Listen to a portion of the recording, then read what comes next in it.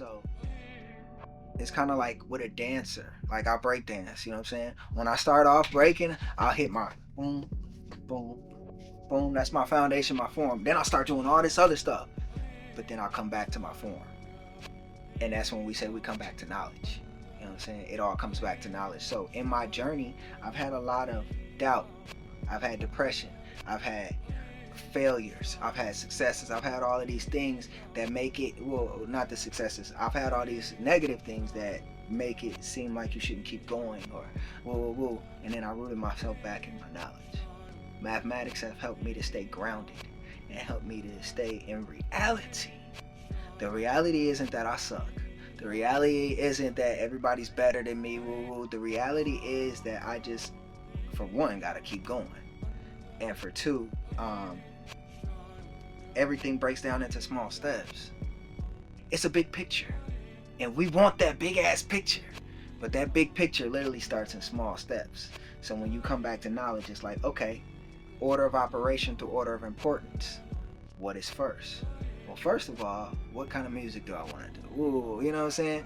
So it's simple steps. It's all simple steps. And mathematics have helped me to stay grounded within those simple steps and to not go crazy.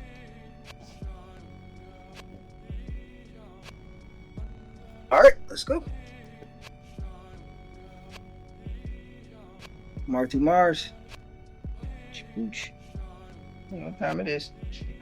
On the couch, it's showtime, baby. All right, peace. I'm Goldmine. This is my studio definition sound space. We're gonna be expanding in a couple months, but right. In a world of digital, right? Okay, lay down. In a world full of digital. Yeah, in a world full of digital, why are you going the other way as far as analog is concerned? Well, I've always been a musician, so I've always been analog on that angle. But I think what attracted me to synthesizers and to old vintage stuff is just like aesthetically, I like everything that's older, and I like things that take a little bit of tedium. I like things that have to be figured out. But one of the things that really pushes me with all of this gear, whether it's a synth or a mixer or another mix, is that it has to go into electricity. You have to plug it into the wall, and circuitry has to happen versus binary codes and numbers and shit. You know what I'm saying? When you put something that's digital, I'm not saying by all means that no digital stuff doesn't sound good. Right. All I'm saying is that it don't go through electricity and it don't go through circuitry, and that's just factually a major difference. And for people who truly pay attention to the sound quality, whether it's perfections or imperfections, we hear those things. And those type of people, you'll see, they'll have this type of stuff because they hear something that everybody else doesn't hear. It's more, in depth with the sound. You start to understand sound, how it works, and you start comparing them. You start comparing digital and analog sound, and you start to see that digital sound. It's nice, but it ain't got no booty. You know what I'm saying? It ain't got no booty to it. It's like when you're young and you dating different girls and whatnot, and you find yourself always going towards the girl with the booty, whether she look all that great or not. Because I need something with some substance. Yeah. So these synthesizers, they have more substance, they have more low end, they have more body, more oomph, all of those type of things that a lot of things they're making to emulate, basically. Marcy, I know how it is, baby. You ain't got to go to the park today yet, and you ain't got pooped out, but you gonna have to lay down, mama. But yeah, the analog direction I would say is what's right for me. Oh, here's another thing. So for the longest, I was a producer. I did my own music a little bit, but I mainly produced for people while I focused on other things in my life. When I decided I wanted to focus on myself as an artist, I had to develop a sound. That's another thing that led me towards synths and led me towards reverbs, like this reverb right here, which is a emulation of the, what is it called? The Grampian from the 1960s, which was a British reverb, a spring reverb, but Peter Townsend and Lee Scratch Perry took it and they made it into something else that's historical. Like me knowing about them and knowing what they did was because I was studying a certain sound that I was hearing that I wanted to implement into mine. I'm like, what the hell is that? It was a spring reverb. That down, that reverb, that was a spring reverb. So I started looking in that direction. I started looking at all the stuff that comes from Abbey Road Studio and what they're using, and a lot of this stuff led me to find out that a lot of the sound that I like is 80s synthesizers mixed with like really warm guitars, and you know, I started to see warmth. Okay, when people start talking about warmth, they start talking about older gear. You know, because a lot of stuff is trying to emulate it, but it is what it is when all this different circuitry is working together. It's heating up. It's not like warmth or something. Oh, let's give this track warmth. We're gonna no. The machine was hot. Everything is working and it creates warmth. Don't get me wrong. Some of the elements in it, like transistors, capacitor, all these different things, they play their role. But like, it's literally got electricity passing through it. So, you know, I don't know. I know people probably don't think about it like that. Like, there's no electricity passing through anything you're making music with. Right. Is it alive? Yeah, man. So let's hear where you're at musically, man. You know. Hey, man. So I mean, what we gonna do? We gonna play some beats, or we gonna play some tracks? What we gonna do? We could play some tracks. You can make something fresh. Yeah, I'll let him make something fresh. Yeah. Let's. You know what I mean? Where you going? This is exciting for me. Area like. This is exciting for me. You know. Oh yeah. Cause you ain't used to seeing this type of. No. Oh yeah. Okay. Matter. Play something that I got going real quick. I was working on a melody yesterday.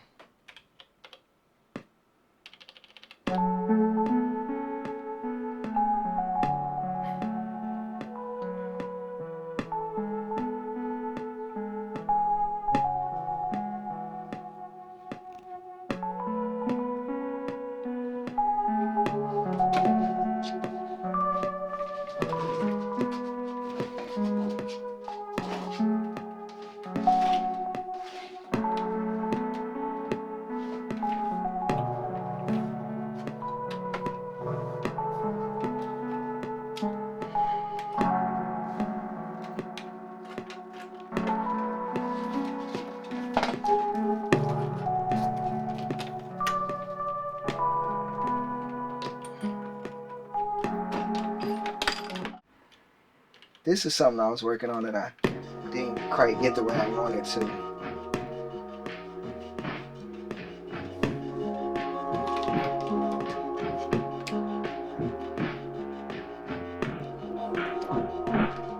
So I wanted this one to like stay in line with it, but I gotta go in there and do some stuff to it.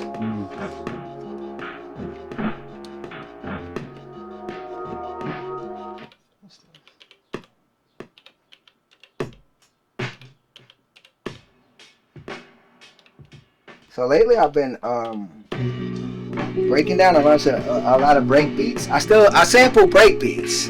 I'll always sample break beats for sure. So I've been taking a lot of breaks and like just doing something I never really done was I never really used the warp options digitally. I always took the break beat and figured out my own way to do something with it.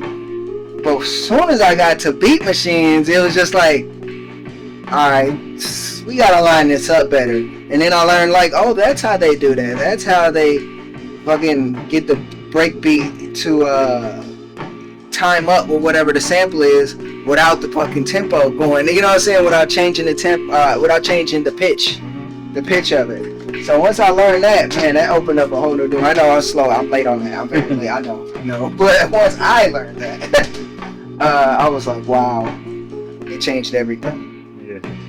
Okay, so right now we're gonna go and I like this joint.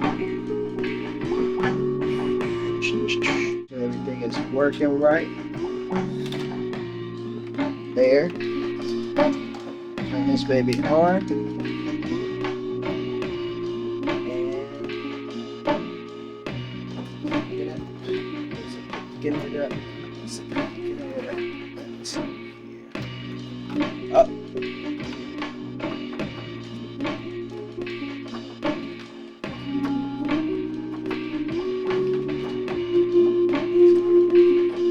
I gotta go buy more cords. Oh, another thing that you gotta do.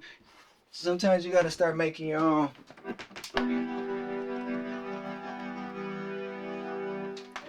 So I have this stuff set up on MIDI, Mm-hmm. and like with this one, what I'll do here, I'll take this channel and I'll take it and make it a MIDI channel.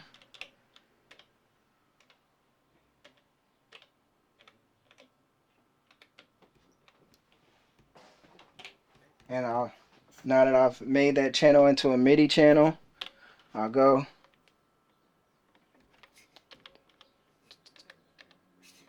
channel, I'll put it on channel, what is it, 2? And it should be controlling one of these. Oh.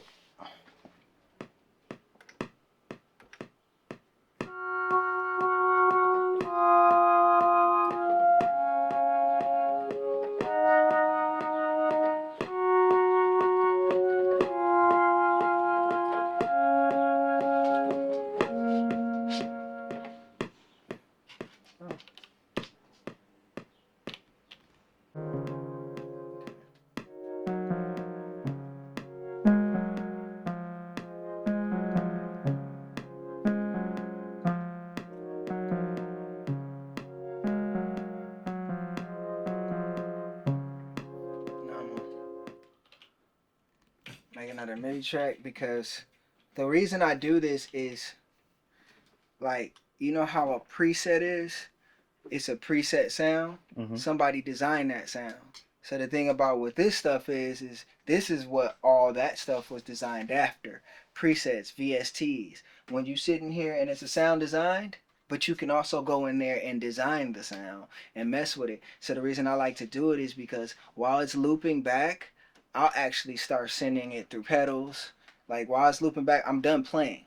You know what I'm saying? Now I'm gonna go play with the reverb and the chorus and the if I want to add a little grit to it, I'll throw my tone pedal on it. Whatever it is, like I have time because I recorded it. It's looping, and I like that process. Because I used presets for a long time, but when I learned about sound design and I started using pedals, I was like, that's how all the great sounds are made. People are actually putting it through stuff and taking time on stuff.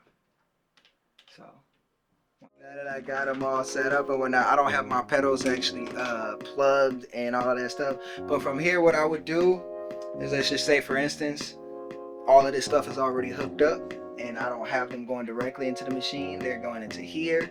So they're in my patch bay. I'll take one of these chords right here and I'll send it from this synth and then I'll send it into this reverb, and then I'll send it out of this reverb into this chorus, and then I'll get to adjusting them and I'll create a sound, and then I'll finally record it. What I just played, I'll finally record the audio into the machine, take the audio, basically sample it. I'm making all kinds of music, but in a hip hop way. Like the foundations of how I make music are still very hip hop, even though I'm making R&B, punk, all kind of stuff. The foundations are hip hop. I'm sampling myself. And then once I sample myself, bring it into the time and just play it. And all I'm doing is playing what I played, but I played it. You know what I'm saying? And I designed the sound and I made it. And that's how you get a unique sound. Is you have to. It's not looking at what everybody's doing. It's looking at what stands out to you. What is it that you like? Like I like choruses. I like chorus pedals. So I found in my travels, I found a chorus pedal from the 70s. I really like how that thing that it gives to the guitar. I like big ambient reverbs, big spacey reverbs. This Big Sky, this, as far as pedals go in the audio game, this is one of the best pedals you can get for big ambient reverbs, where it's like, if you imagine techno music or EDM, and it's like, it gives those kind of big sounds. So that's what I would do next. I would send it through and I would figure out what I wanted to sound like, and then I just keep adding sounds. Let me see. I'm gonna record this in. So it doesn't record both. I just mute one.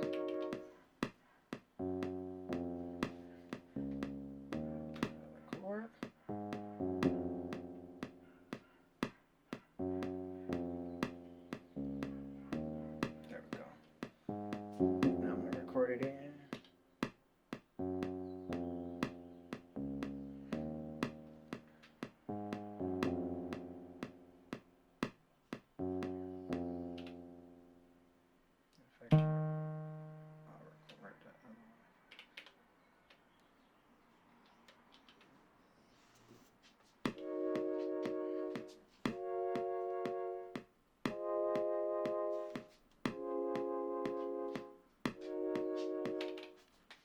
record that out of sequence.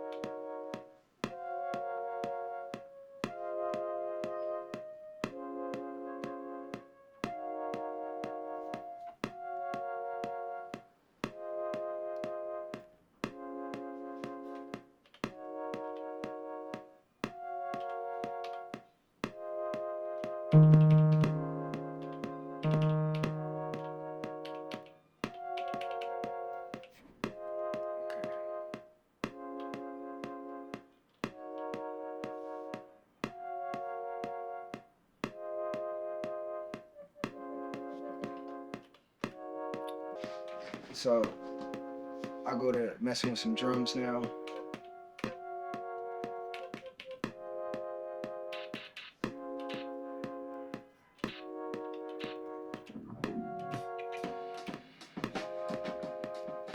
Oh, I like that snare.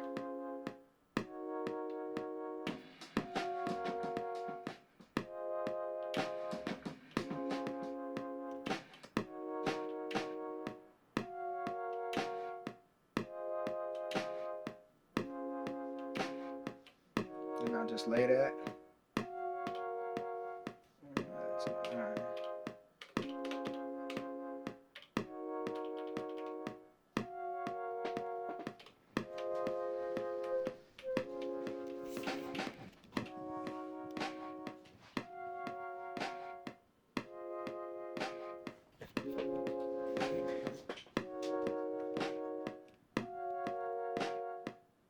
You can see I shortened it up, but now I'm gonna give it some reverb.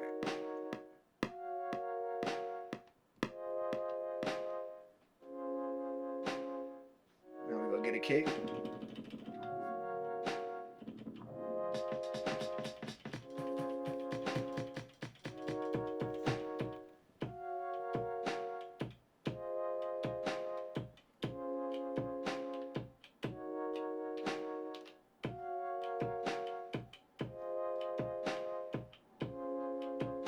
I'm actually gonna have to do that because that tempo's on.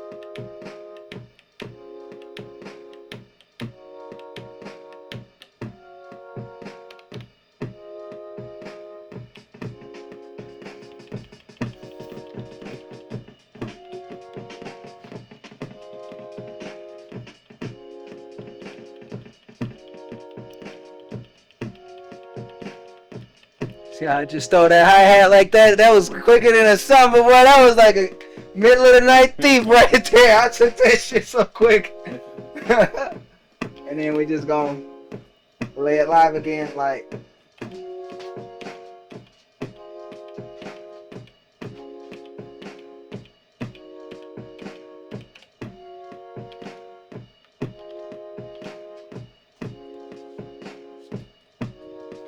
I mean, we need some bass and you got a basic beat. Like you got a basic structure. So when I do bass, usually I do bass guitar, bass synth, but I don't usually like playing bass on my synths too much, but for time's sake.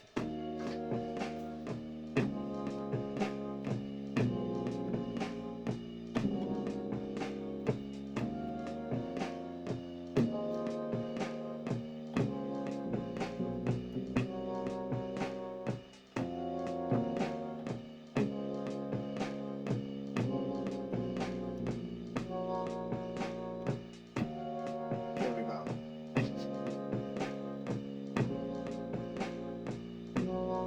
Here we go.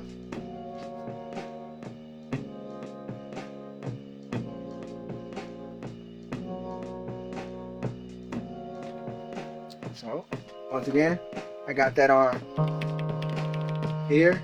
So I'll go back to here. And this time I'll just go into the actual keyboard. Try nothing else recorded.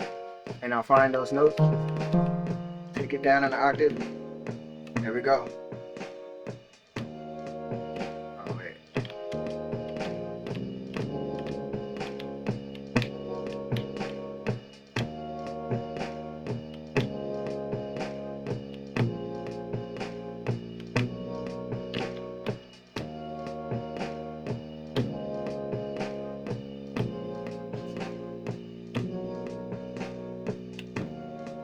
And there we go. This is so much funner than sitting on a computer pulling up VSTs, and like, it's just so much funner. I like using my hands and shit. And can you tell me you can tell a difference? Yeah. Like they always talk about with VSTs, can you tell a difference? Yeah, I can tell the difference. Sure. You know what I'm saying? But that's basic beat right there. And then this one right here. Since I'm not, since my pedals and stuff aren't plugged in and I can't do it, I'll show y'all the effect that a chorus will have on this. Watch. Hear it already. You can hear it already. It's like a chorus. You know what I'm saying? And if I feel like it's not beefy enough, a little overdrive to it. If it's not reaching you enough, a little reverb. Sound like a whole different sound now. And that's all digital in here. If I would have done it with these pedals, it sound even better. But I'm doing that to save time, just to show you, like, I do use digital componentry, you know what I'm saying? I use digital stuff, but I think our time is coming to where, like, things that are built with man's hands and woman's hands and idea is gonna have to be valued, or it's gonna have to, because it's been shown how much the processed food is fucked up and motherfuckers need to be farming. It's shown how the cars that are built real weak aren't lasting, but we know we can build cars to last forever. You know what I'm saying? So people want what? Older cars. It's showing, like, with this gear, a lot of stuff that's coming out, the circuitry, the microphones all have really high-end sounds to them and whatnot. So what do people do? They look for stuff that emulates older microphones that are warmer. It's just with time, things that have weakness deteriorate, you know what I'm saying? And things that have strength, they stay strong. As long as they got somebody there making sure that it's upkept, it's all good.